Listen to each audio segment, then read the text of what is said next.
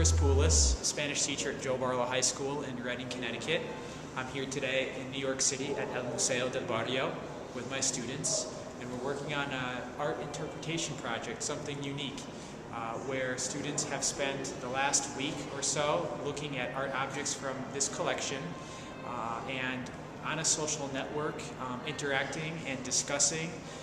their personal interpretations of the art objects. And today we've come to look at those in real life in the galleries, to get a tour from a museum educator to give us kind of his expert facilitation as we interact with the art objects. And our hope, our goal for this project is that the students create using handheld technology, flips or their phones, to 2 to 3 minute, maybe 4 minute interpretive videos that give their personal interpretation through their speech and also through the way they use the video cameras. So let's check out the first group that we have here. They're looking at some art objects, and you can see that they have their flip technology as they film and get different perspectives of a three-dimensional piece as they are looking at them. These guys over here seem to be setting up their plan of action with their cameras, setting the stage, gathering media that they can use to edit into their 2 to 3 minute interpretive clip. So, Chris, why don't you tell us in terms of where are they going with all this? Okay, so what we hope to do is create a web page, an interactive web page with a floor plan of the museum,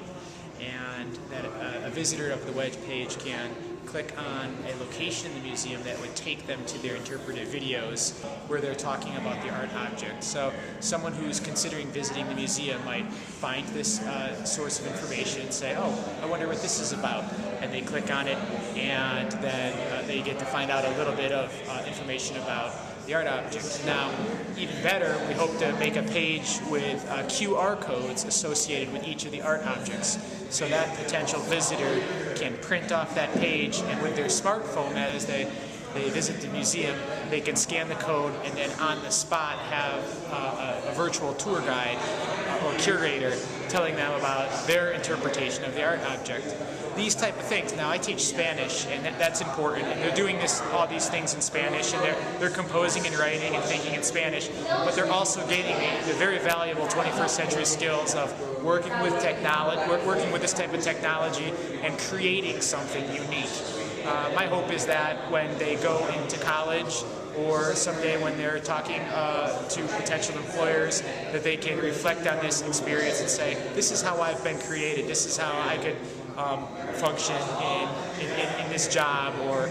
in a class they can be an expert or be a resource to other students when they're in college. Just having a familiarity with this type of technology that seems to be growing in our society.